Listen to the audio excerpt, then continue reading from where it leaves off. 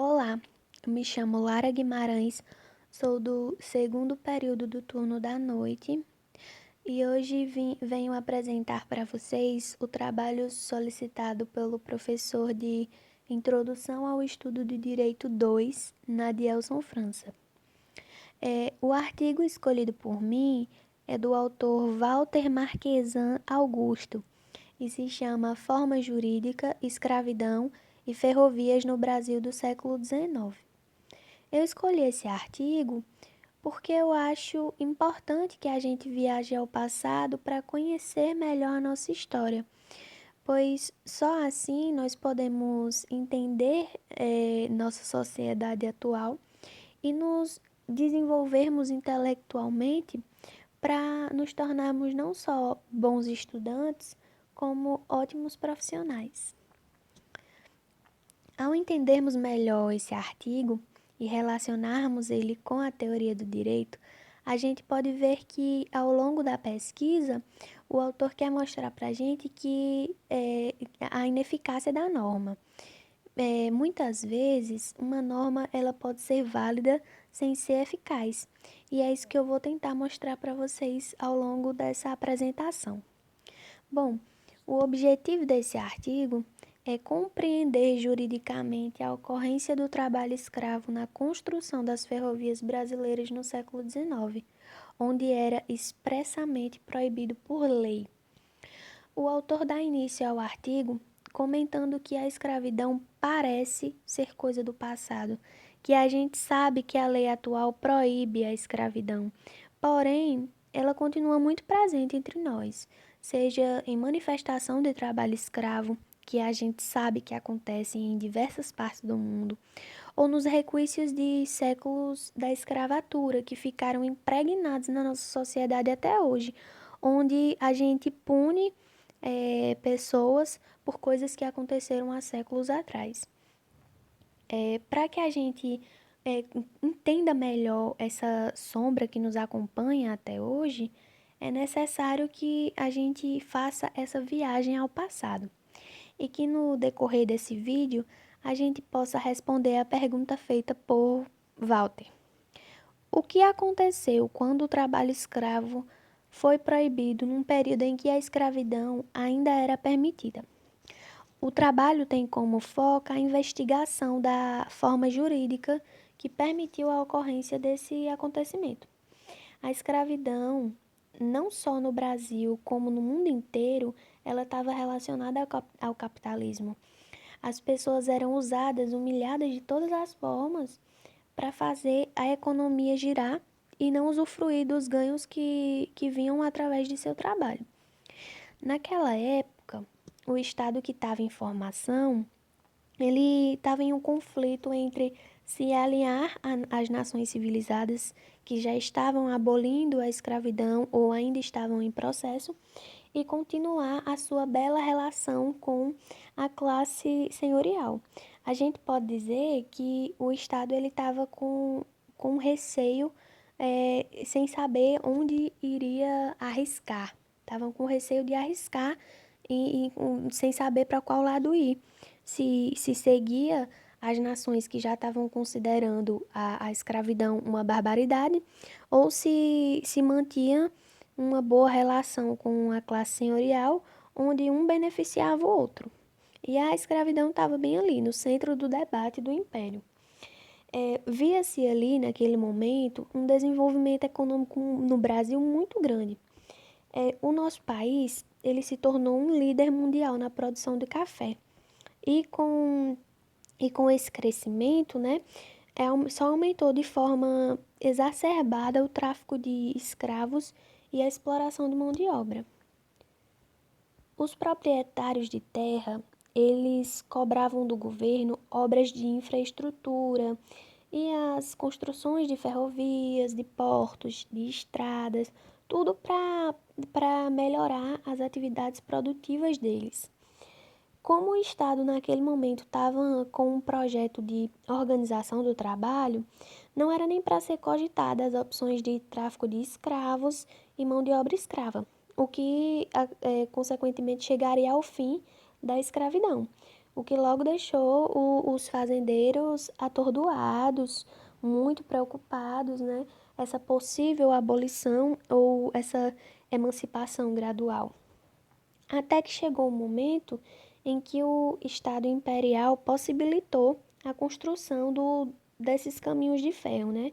Deixando claro em um decreto que a empresa que fosse contratar os funcionários, ela estava proibida de possuir escravos e obrigada a utilizar mão de obra livre, tanto nacional quanto estrangeira.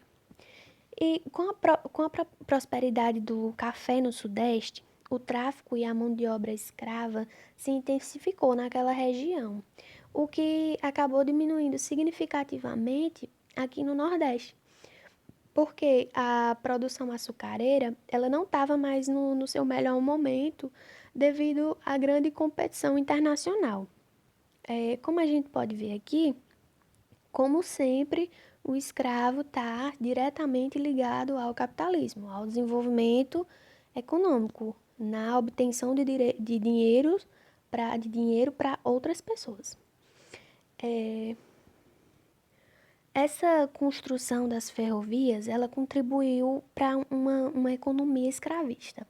Nas primeiras décadas das construções, foram utilizadas mão de obra escrava e, quando não era isso, eram as situações de trabalho extremamente precárias que acabava tornando trabalhadores livres em escravos.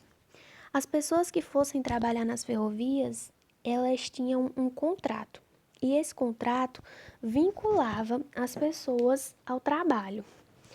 A contratação era por meio de empreitada. As companhias, elas contratavam os empreiteiros e eles iam e contratavam a mão de obra. Mesmo com a proibição legal e contratual, essa norma não foi seguida, a norma não era seguida. No processo de fiscalização, o foco era nas grandes empresas e empreiteiros, em quem mais tinha visibilidade, em quem as pessoas notavam que alguma coisa de errado estava acontecendo ali. E acabava deixando as menores empresas e empreiteiros passarem batidos, fazer o que eles quisessem. Existiam duas leis na metade do século XIX que engajavam essa contratação de mão de obra. A primeira era a lei de locação de serviço, onde o trabalhador prestava um serviço por tempo determinado em contrato ou por empreitada. E a segunda lei de locação de serviços, que era para a contratação de estrangeiros. Naquele momento, houve uma grande diminuição no tráfico de escravos. E não estava, porque não estava sendo mais tão lucrativo assim atividades como essa de compra e venda de pessoas. Então, esses contratos, muitas vezes, iam garantindo também a alforria de alguns escravos, já que muitos deles trabalhavam nas ferrovias como uma forma de negociar sua liberdade com o seu proprietário.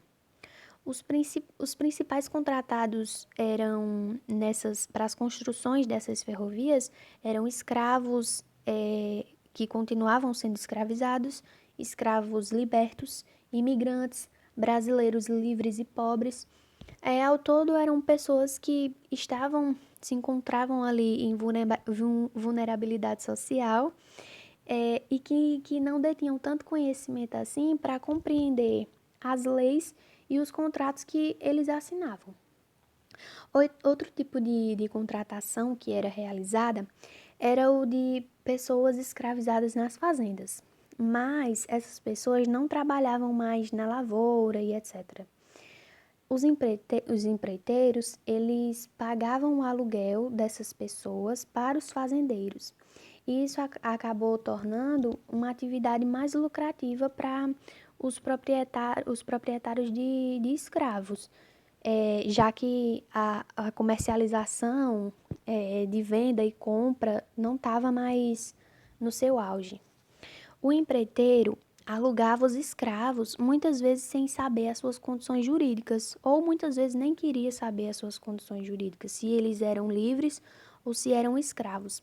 Mesmo assim, eles iam lá e utilizavam mão de obra escrava e recompensavam os senhores pelo o serviço prestado pelo escravo, continuando com uma exploração escravista, já que o escravo trabalhava e o seu senhor recebia por aquilo, pelo trabalho do escravo.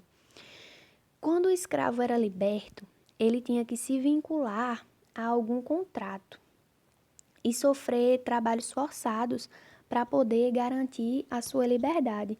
Ou seja, quando o escravo era liberto, ele não estava livre.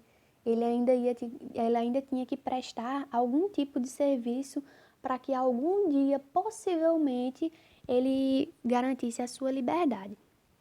Maria Lúcia Lamounier afirma que a transição nas relações de trabalho implicava na submissão de todos os trabalhadores em um status muito semelhante ao do trabalho forçado, ao trabalho forçado.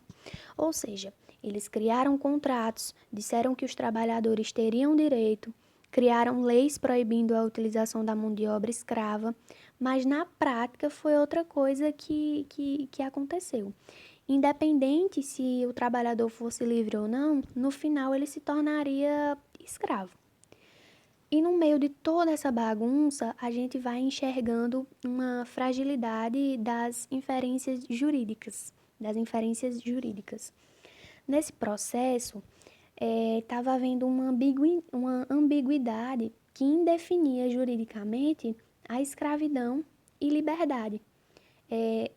Os meios jurídicos não sabiam definir mais quem era escravo, quem era liberto. Estava mais ou menos todo mundo na mesma situação. Todo trabalhador era praticamente um escravo.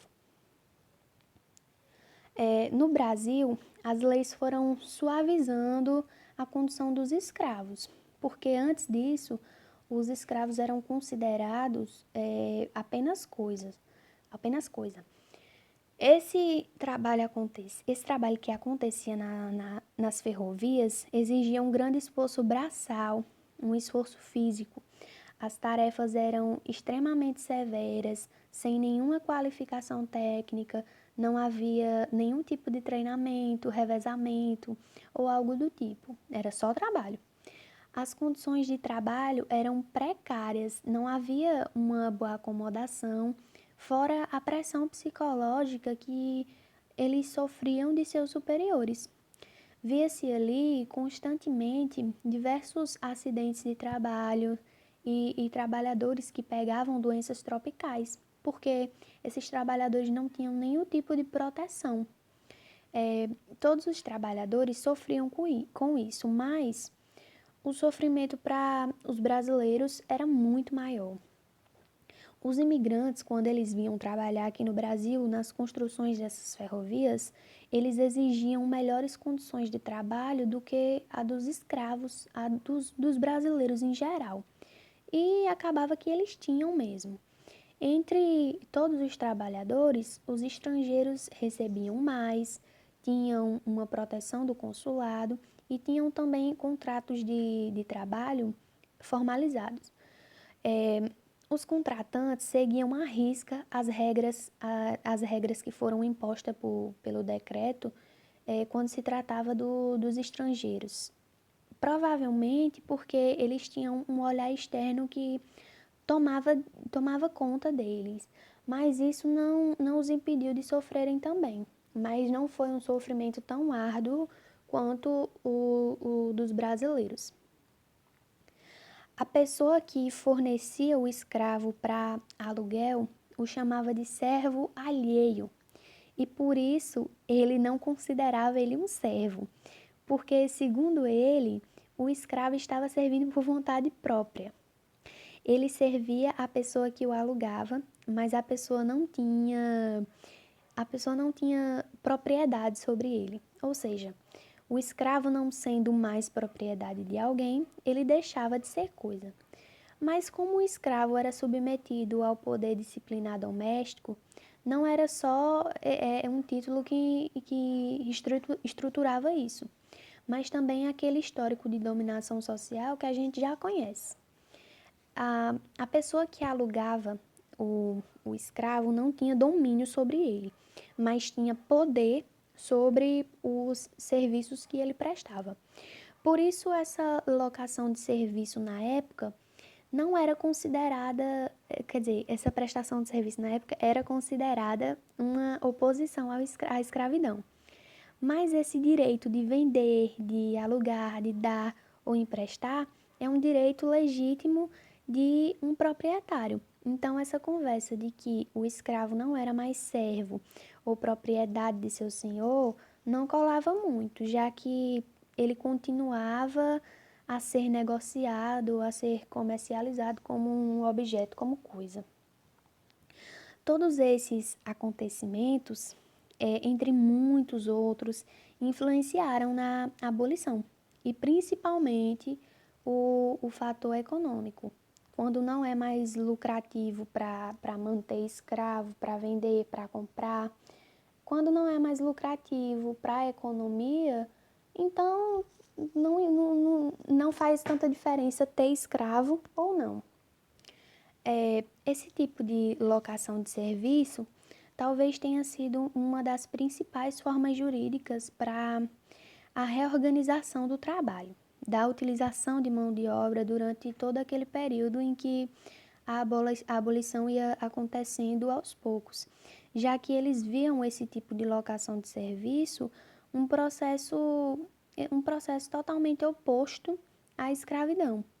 Mas, ao longo dos anos, esse sistema de trabalho escravo foi se camuflando, mas não abolido, tanto que a gente pode ver ele até hoje. E talvez tenha sido também essas formas jurídicas que nos indique hoje tudo aquilo que aconteceu no âmbito das ferrovias, da construção das ferrovias, né? Onde a lei proibia, mas o direito permitia. Aqui a gente pode ver uma facilidade de suspensão de uma lei a partir de um entendimento que vinha do direito e de suas formas jurídicas. O padrão de trabalho livre que a gente tem hoje foi marcado, foi moldado pelo padrão de trabalho escravo. Basta a gente olhar atualmente como funciona o trabalho, os esquemas de contratação, a relação entre patrão e empregado, o processo de aposentadoria, tudo. Eu particularmente achei o artigo fantástico. Ele colabora com o nosso entendimento sobre o que a gente viveu, vive e provavelmente vai viver, e que todos esses fatores tinham um único fim, que é o fim econômico. A circulação de dinheiro e o acúmulo do mesmo no bolso de pouquíssimas pessoas nos torna, de alguma forma, escravos de um sistema que não nos beneficia. Óbvio que a gente não pode comparar comparar com aquilo que foi vivido no período da escravatura pelos escravos. É desumano a gente tentar apagar essa barbaridade da história e fingir que nada aconteceu, punindo com uma discriminação contínua um povo que foi essencial na construção de um país. É um pouco confuso a gente ver como o direito trabalha em situações como essa que foi mostrada no artigo. É confuso ver como o trabalho escravo acontecia normalmente no momento em que era proibido, e ver que em pleno século XXI as coisas não parecem ter mudado e sim se camuflado. É como se a gente vivesse em uma falsa realidade. E é um pouco amedrontador ver que uma lei não é o suficiente para proteger os direitos da sociedade, quando a própria sociedade não a conhece ou não a respeita, tornando uma lei ineficaz, de certa forma brincando com milhares de vidas. Mas, como o próprio autor pontua, a ineficácia de uma norma faz parte da forma jurídica, ou seja, é um de seus produtos. Pelo meu entendimento, a eficácia de uma norma não é só uma questão de criação de novas leis e etc. É a conscientização social para que uma norma válida não se torne ineficaz.